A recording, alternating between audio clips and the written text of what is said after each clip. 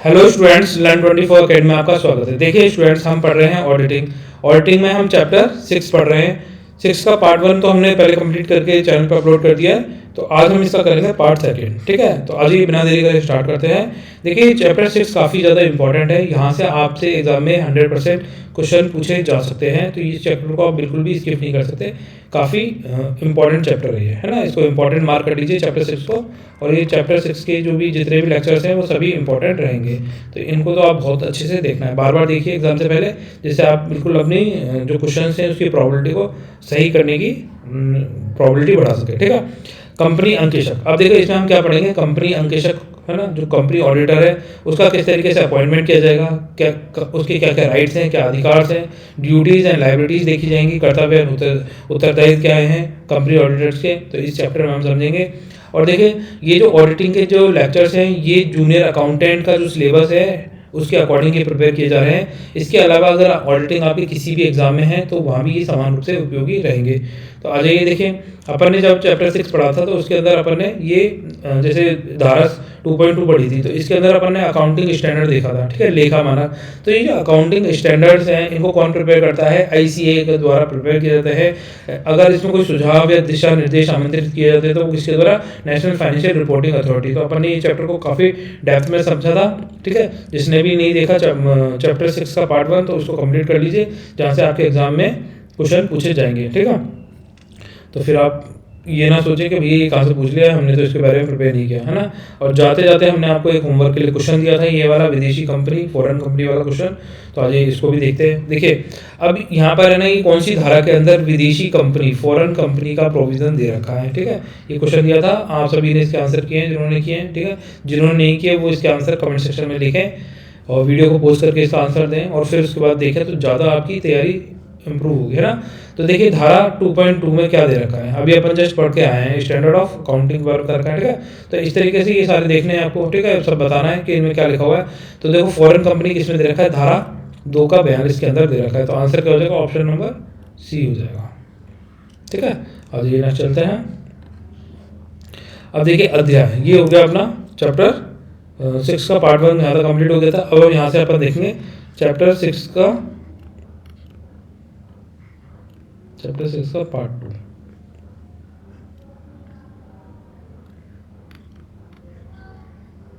और इसको कंप्लीट करते हैं चैप्टर 6 के पार्ट 2 को।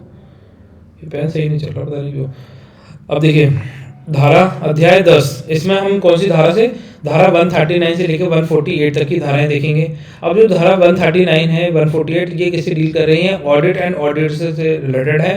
तो ये हमारे लिए काफ़ी ज़्यादा इंपॉर्टेंट है, हर एक धारा के बारे में आपको पता होना चाहिए, क्योंकि इन धाराओं में से आपसे क्वेश्चन पूछे जाएंगे। ठीक है, तो आप इसको इंपॉर्टेंट मार्क भी कर सकते हैं। आ जाओ, अब देखिए धारा 139 क्या कर रही है, धारा 139 डील कर रही है अपॉइंटमेंट ऑफ ऑडिटर। ठीक है, इसमें बताया गया है अंकेशन की नियुक्ति किस तरीके से की जाएगी, धारा 139 के अंदर बता रखा है। तो जो धारा 139 है इसमें 2 तरीके से एक ऑडिटर की नियुक्ति बताई गई है। ठीक है, पहला कौन सा बताया गया, पहला बताया गया है गवर्नमेंट ऑडिट। ठीक है, जो गवर्नमेंट ऑडिटर्स होते हैं, उन गवर्नमेंट कंपनीज होती है उसमें गवर्नमेंट ऑडिटर के बारे में बताया गया। दूसरा हो गया नॉन गवर्नमेंट ऑडिट। ठीक है, नॉन गवर्नमेंट ऑडिट, जो नॉन गवर्नमेंट गवर्नमेंट फर्म्स होंगी उसमें ऑडिटर की नियुक्ति करी जाएगी। ठीक है, इनको थोड़ा सा ध्यान रखेंगे। अब धारा 140 क्या कह रहा है, पद से हटाना, किसी को पद से हटाया गया है, पद त्याग करना, विशेष नोटिस देके रिमूवल। ठीक है, तो इसमें थोड़ा ध्यान, removal and resignation of auditor की बात करेंगे 140 के अंदर। 141 बात करता है, धारा 141 बात करता है क्वालिफिकेशन, है ना, योग्यता और अयोग्यता, क्या क्वालिफिकेशन रहेंगी, क्या डिस्क्वालिफिकेशन रहेंगी ऑडिटर की। तो आर्टिकल नंबर 141 के अंदर बताया गया है क्वालिफिकेशंस एंड डिस्क्वालिफिकेशंस ऑफ ऑडिटर, ये थोड़ा ध्यान रखना। धारा 142 बात करता है अंकेशक के पारिश्रमिक, है ना, रेम्यूनरेशन ऑफ ऑडिटर, कि भैया ऑडिटर को आपने अपॉइंट तो कर लिया, अब उसको मतलब उसकी पहले तो अपॉइंट किया है ना, उसमें रिमूवल देख लिया कि किस तरीके से हटा सकते हैं, अपन ने उसको शर्तें बता दी 140 में। फिर अपन ने उसको पूछा कि भाई तुम्हारी क्वालिफिकेशंस क्या क्या हैं वो बताइए यहाँ पर, है ना। तो उसने बताई मेरी ये क्वालिफिकेशन है, तो बोला अच्छा तुम्हारी क्वालिफिकेशन के अकॉर्डिंग हम तुम्हें इतना रेम्यूनरेशन देंगे, मतलब सैलरी देंगे 142 में। ठीक है, 143 बात करता है अंकेशक के अधिकार कि एज एन ऑडिटर किसी को अपॉइंट किया गया है तो उसके क्या क्या राइट्स हैं, क्या उसके पास पावर है, क्या ड्यूटीज़ हैं, तो ये सारी इसमें बताई गई हैं। ठीक है, आज ये चलते हैं 143 के बाद में 144 144।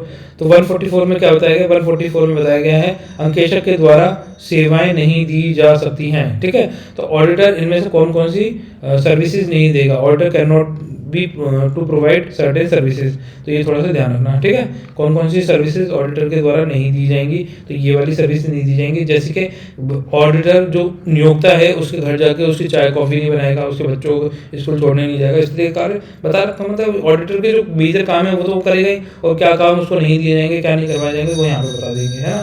धारा 144 के अंदर।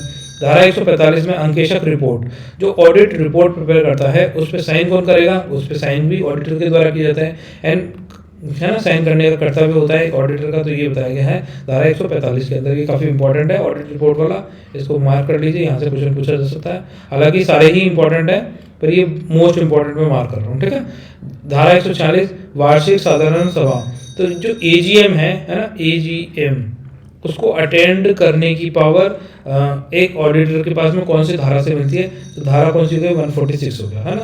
तो ये भी काफ़ी इंपॉर्टेंट है, वैसे तो सारे इंपॉर्टेंट है पर यहाँ पे मार्क कर दे रहा हूँ जिससे आप इनको स्किप ना करें, याद रख लें, है ना। धारा 147 बात करता है पेनल्टी की। अगर मान लीजिए ऑडिटर ने अपने कर्तव्यों का निर्वहन पूर्ण निष्ठापूर्ण नहीं किया, या फिर कोई कार्य इस तरीके का कर दिया, गलत कार्य कर दिया, ठीक है, और लापरवाही की, तो उसको अर्थदंड पेनल्टी भी दी जा सकती है ना। धारा 148 डील करता है जो केंद्र सरकार के आदेश पर लागत अंकेक्षण। ठीक है, तो ये जो धारा 148 है ये काफ़ी ज़्यादा इंपॉर्टेंट है, क्योंकि ये बात कर रहा है कॉस्ट ऑडिटर की। ठीक है, इसको थोड़ा सा याद रख लेना, ज़्यादा से ज़्यादा याद रखने की कोशिश करना। धारा 148 किससे डील करता है, कॉस्ट ऑडिटर से डील करता है, लागत अंकेक्षण की बात करता है, और जो ऊपर ने नॉर्मल अंकेक्षण है वो पूरा पीछे वाले 147 तक। ठीक है, तो ये थोड़ा सा ध्यान रख सकते हैं। आ जाइए नीचे चलते हैं, आगे चलते हैं। मतलब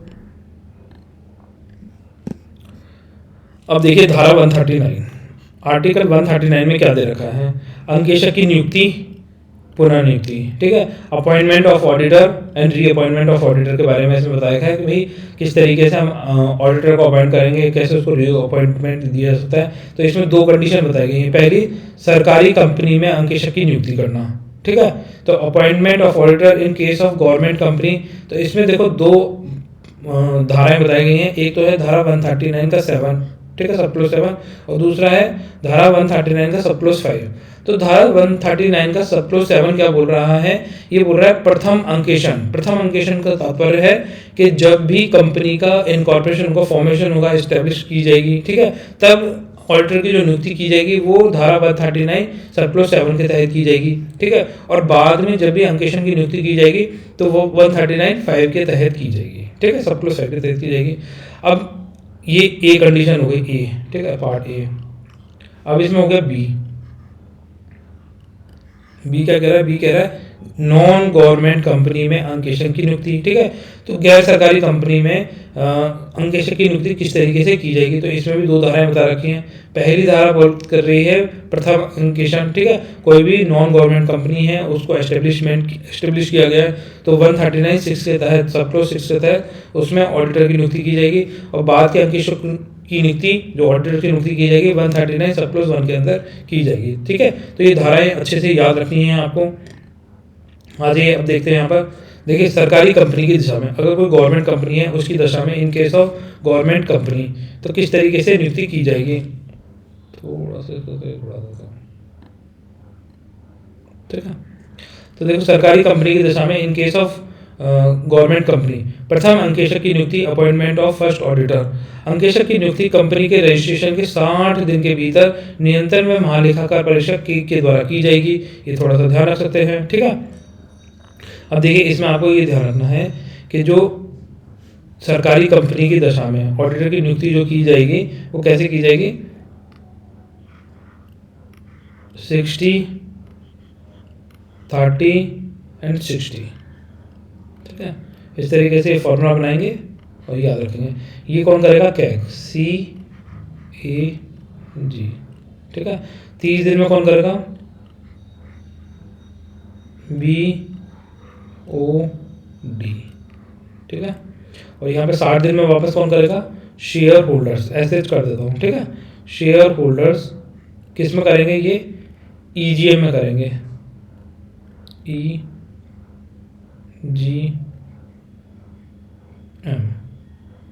ठीक है। 60 है ये ध्यान रखना, ठीक है। अब देखो यहाँ पर क्या है, ये फॉर्मूला अच्छे से याद करना है, यहाँ से आपका एक क्वेश्चन बनने के चांसेस बने रहते हैं।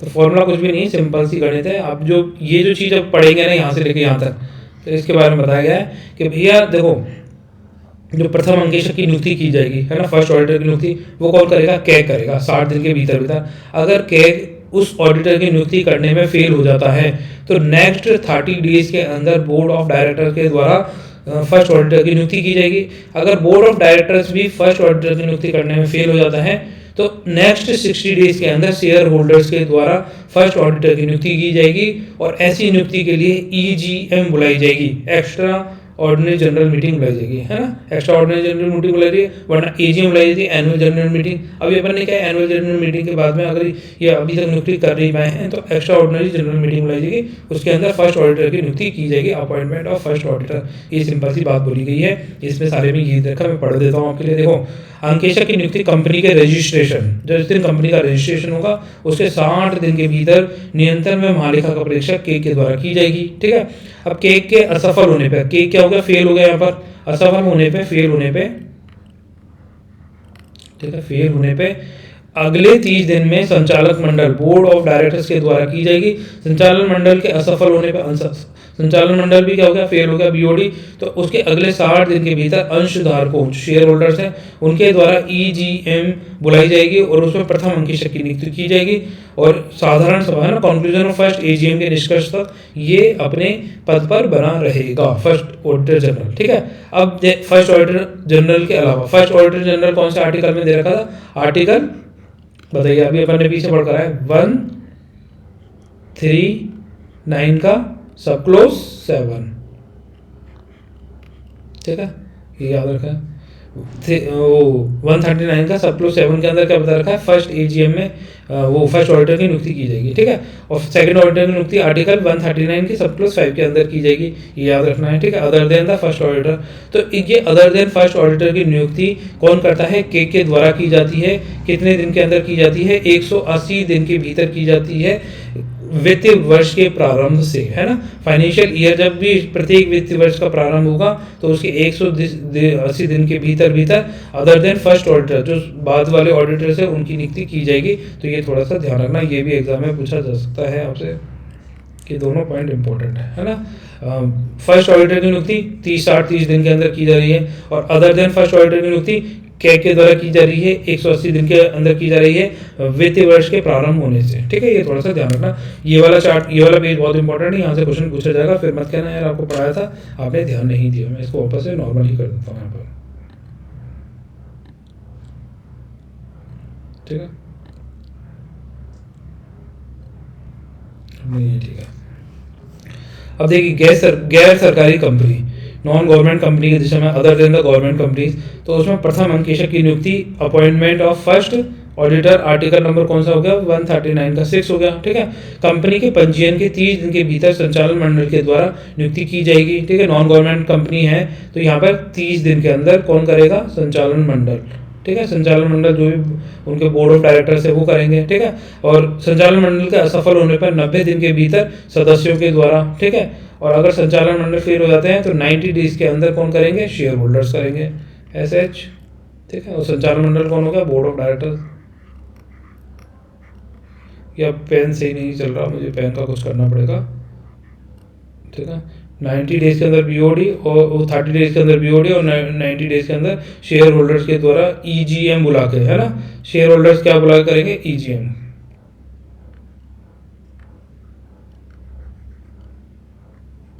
ईजीएम बुला के इसकी अपॉइंटमेंट किया जाएगा। अपने पद पर प्रथम वार्षिक साधारण सभा, conclusion first annual general meeting के निष्कर्ष तक ये अपने पद पर बने रहेंगे। आ जाइए, उसके अलावा यहाँ देखते हैं आगे प्रथम अंकेशन के अलावा अदर देन फर्स्ट ऑडिटर 139(1) अंकेशक की नियुक्ति पहली वार्षिक साधारण सभा के निष्कर्ष में की जाएगी जो 6th वार्षिक साधारण सभा के निष्कर्ष तक रहेगा।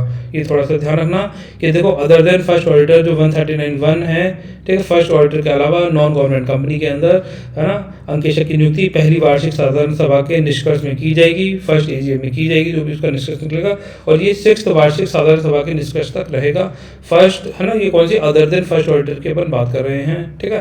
कंपनी अंकेशक की नियुक्ति को सूचना देगा, ठीक है, और रजिस्ट्रार ऑफ कंपनी आरएसओ को नियुक्ति की 15 दिन के भीतर एडीटी फर्स्ट में सूचित किया जाएगा। तो यहाँ पे थोड़ा सा ध्यान रखना कि जो निष्कर्ष रहेगा, और अंकेशक की नियुक्ति की सूचना किसको दी जाती है, आरओसी रजिस्ट्रार ऑफ कंपनी को दी जाएगी, और उसकी नियुक्ति 15 दिन के भीतर, ठीक है, 15 दिन के भीतर एडीटी फर्स्ट में सूचित किया जाएगा, और कंपनी अंकेशक के रूप में एक व्यष्टि, है ना, एक व्यष्टि या फर्म को नियुक्त किया जा सकता है, ठीक है। एक तो पर्सन हो गया, ठीक है, और एक व्यष्टि या फर्म को भी कंपनी ऑडिटर के रूप में नियुक्त किया जा सकता है। अगर किसी व्यक्ति होगा मेरे हिसाब से, है ना, व्यक्ति से 5 वर्ष के लिए अपॉइंट किया जाता है तो एक अवधि कहलाएगी 5 वर्ष की, और अगर फर्म है तो उसको 2 अवधियों के लिए, मैक्सिमम 2 पीरियड्स के लिए 10 वर्ष के लिए उसे अपॉइंट किया जा सकता है। जब भी किसी व्यक्ति या फर्म को अपॉइंट किया जाता है, व्यक्ति को एक फर्म के लिए एक अवधि के लिए अपॉइंट किया गया 5 वर्ष, तो उसके बाद उसको नेक्स्ट अवधि के लिए नियुक्त नहीं किया जाएगा। कब तक, देखो दोनों ही दशाओं में उसी कंपनी में, है ना, सेम कंपनी के अंदर अगले 5 वर्षों के लिए नियुक्ति हेतु अयोग्य होंगे कौन, व्यक्ति या फर्म, ठीक है। अब जैसे मान लीजिए एक व्यक्ति 5 साल कंटिन्यू रह गया, तो अब नेक्स्ट 5 ईयर्स के लिए उसको अपॉइंट नहीं किया जाएगा उसी कंपनी के अंदर।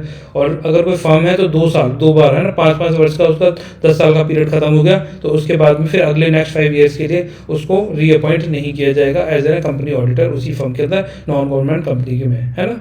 फर्म की दशा में सभी साझेदार वे सभी फर्म जिसमें वे साझेदार या उसका कोई अन्य साझेदार भी साझेदार है, तो वे सभी साझेदार नियुक्ति हेतु अयोग्य हो जाएंगे। आप ये देखिए कोई फर्म है, उसमें जो पार्टनर्स हैं, उनकी पार्टनर से पार्टनर हो गई तो वो वही ऑडिटर अपॉइंट हो जाएगा, तो वो तो ऐसी ऑडिटिंग करेगा जिससे कंपनी को फायदा हो, ठीक है। ऑडिटर का काम क्या होता है, शेयर होल्डर्स का एज ए रिप्रेजेंटेटिव होता है, वो इन्फॉर्मेशन देता है शेयर होल्डर को जो कंपनी के ऑनर्स नहीं देना चाहते हैं, ठीक है। तो इसलिए कंपनी में जो भी पार्टनर्स होते हैं या जो उनके सदस्य होते हैं, ये सदस्य कोई रिश्तेदार होता है, तो वो ऑडिटर अपॉइंट नहीं कर सकते, उनको एज एन ऑडिटर अपॉइंट नहीं किया जाता, ठीक है।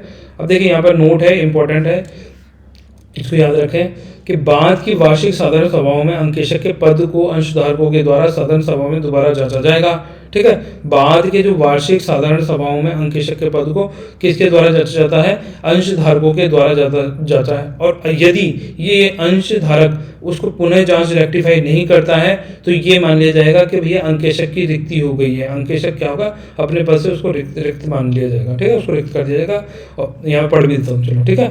यदि पद के अंशधारकों के द्वारा पुनः जांच रेक्टिफाई नहीं किया जाता है तो अंकेशक का पद क्या हो जाएगा, रिक्त, स्वतः रिक्त हो जाएगा।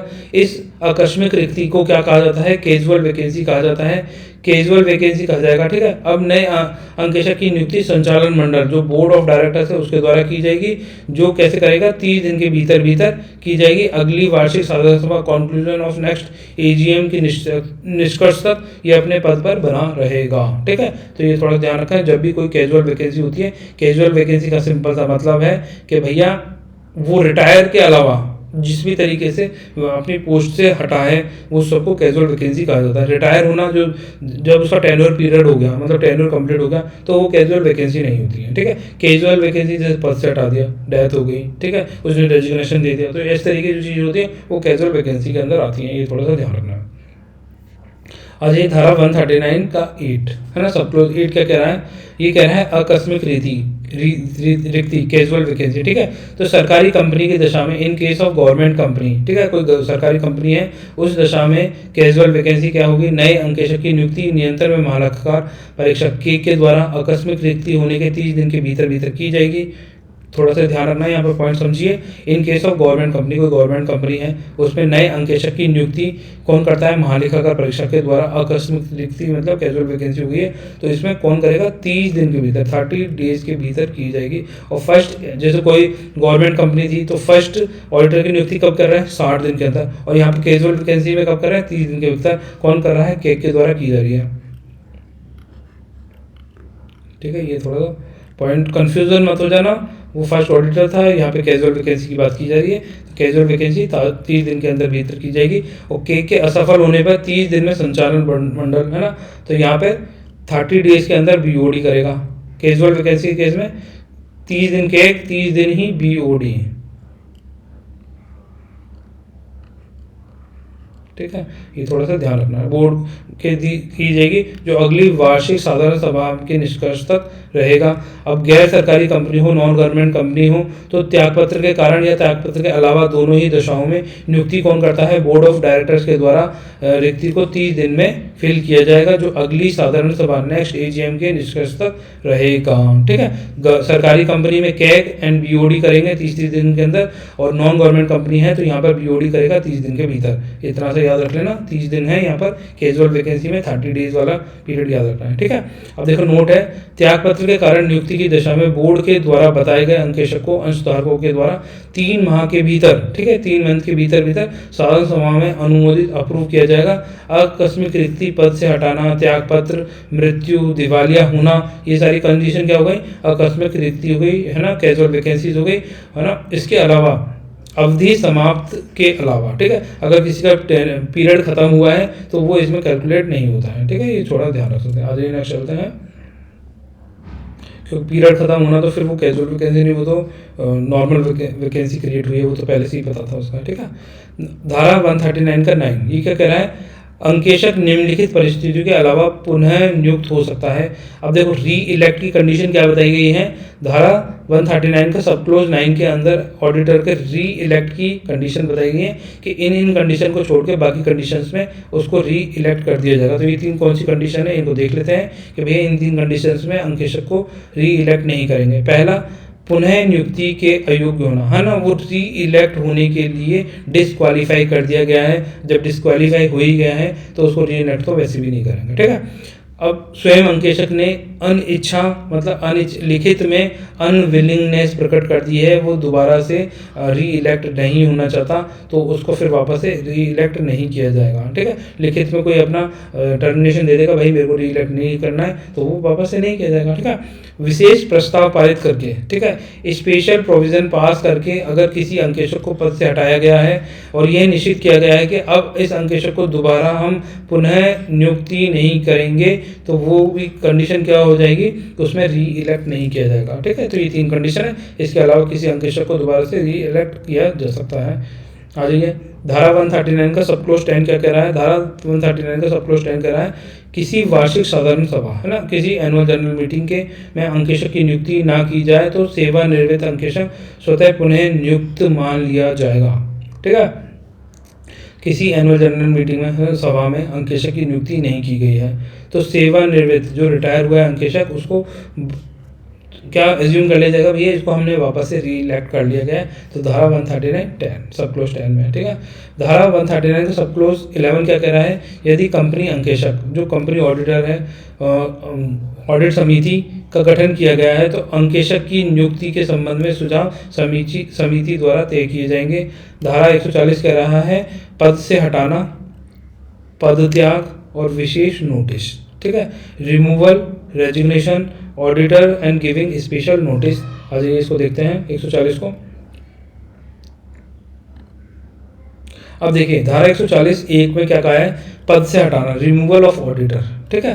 तो किस तरीके से ऑडिटर को रिमूव किया जाएगा? अंकेशक जिसे धारा 139 के अनुसार नियुक्त किया गया है, अपन ने पीछे देखा ही था ऑडिटर का अपॉइंटमेंट आर्टिकल 139 के अंदर, निम्नलिखित प्रक्रियाओं का पालन करके उस पद से हटाया जा सकता है। तो कौन कौन से पद से हटाने की प्रक्रिया है? पद से हटाने के लिए सर्वप्रथम संचालक मंडल जो बोर्ड की मीटिंग की सभा में बोर्ड संकल्प पारित करके ऐसा संकल्प लिया जाएगा और उसको अगर 30 दिन के भीतर केंद्र सरकार के पास भेजकर अनुमोदित एडीटी सेकंड में भेजा जाएगा और केंद्र सरकार की अनुमति मिलने के 60 दिन के भीतर साधारण सभा बुलाई जाएगी, ठीक है, जिसमें विशेष प्रस्ताव स्पेशल रिजोल्यूशन पारित करके अंकेशक को उसके पद से हटाया जा सकता है। तो ये थोड़ा ध्यान रखना कि बोर्ड संकल्प 30 दिन के भीतर एक बोर्ड संकल्प पारित किया जाएगा और यह अनुमोदन किसको भेजा जाएगा? केंद्र सरकार को भेजा जाएगा। फॉर्मेट कौन सा होगा? एडीटी सेकंड के अंदर भेजा जाएगा, ठीक है। अब ये जो फॉर्मेट है एडीटी सेकंड वाला, ठीक है, ये अपन ने केंद्र सरकार के पास भेज दिया और इस इस पर केंद्र सरकार ने 83 सेकंड पर मुहर लगा दी, भैया हाँ इस रेजोल्यूशन को आगे बढ़ाया जा सकता है। तो उस 60 दिन के भीतर भीतर साधारण सभा बुलाई जाएगी और उसमें एक स्पेशल रेजोल्यूशन पास करके उसे अपने पद से हटाया जा सकता है। ठीक है, 30 दिन और 60 दिन की थोड़ा ध्यान रख लें। अब इसमें नोट है कि साधारण सभा में अंशधारकों के द्वारा विशेष प्रस्ताव पारित करके पद से हटाया जा सकता है, परंतु प्रस्ताव पारित करने से पूर्व अंकेशक को उचित सुनवाई का मौका दिया जाना आवश्यक है। Reasonable opportunity of being heard required. ठीक है, तो जब आप मान लीजिए किसी ऑडिटर को हटा रहे हैं और उसको उचित मतलब सुनवाई का मौका नहीं देंगे तो भैया ये तो फिर अनैतिक हो जाएगा ना कि भैया आपने अपनी मर्जी से उसको हटा दिया। उसको कारण भी तो पता होना चाहिए किसी को जब आप हटाते हैं तो। ठीक है, तो उसको सुनवाई का पूरा मौका मिलना चाहिए। अब देखिए यहाँ पर धारा 140 का 2 पद त्याग रेजिग्नेशन। अंकेशक के द्वारा पद त्याग की दशा में निम्नलिखित को 30 दिन के भीतर सूचित किया जाएगा। Company, registrar of company ROC, third नियंत्रण महालेखाकार परीक्षक CAG in case of government company. ठीक है, गवर्नमेंट कंपनी है तो आप क्या करेंगे 30 दिन के भीतर जैसे मान लीजिए किसी का जो ऑडिटर है उसने रेजिग्नेशन दे दिया, अंकेशक ने अपना त्यागपत्र दे दिया, तो इन 30 दिन के भीतर इन लोगों को सूचित किया जाएगा। ठीक है, कौन, पहला तो कंपनी हो गई।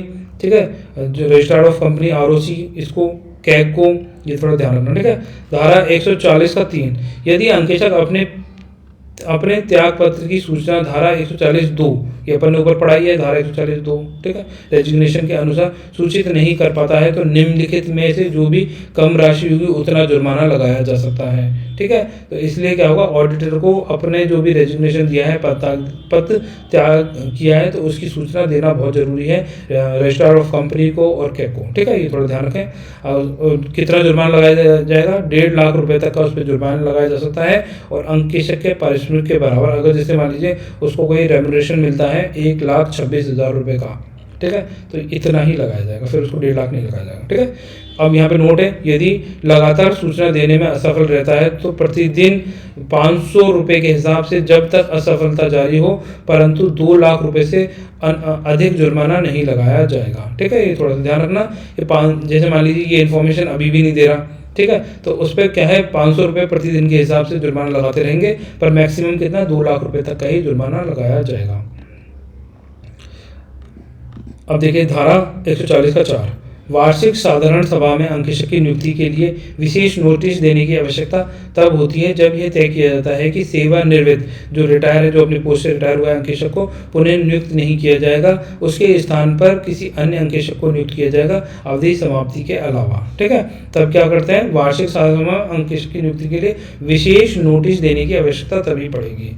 ठीक है, आ जाइए अब यहाँ पर 141 देख लीजिए, अंकेशक की योग्यता व qualification and disqualification of auditor यहाँ बताया गया। तो 141 से क्या करते हैं अपन नेक्स्ट लेक्चर में देखते हैं, उससे पहले अपन कर लेते हैं क्वेश्चन। ठीक है, यहाँ से अपन क्या करेंगे, आर्टिकल नंबर 141 से नेक्स्ट लेक्चर में देखेंगे और जाते जाते करते हैं एक क्वेश्चन। ये क्वेश्चन आपके लिए होमवर्क का क्वेश्चन है। बताइए, ये इंपॉर्टेंट क्वेश्चन है, होमवर्क का क्वेश्चन है आपका। कंपनी अधिनियम 2013 की धारा डेश में अंकेशक के अधिकार व कर्तव्य निहित है, तो इनमें से कौन सी धारा में जो ऑडिटर है उसके अधिकार एवं कर्तव्य बताए गए हैं। Article 138, 139, 141 and 143। तो देखिए ये क्वेश्चन आपके लिए होमवर्क हो गया, इसका आंसर कमेंट सेक्शन में लिखें।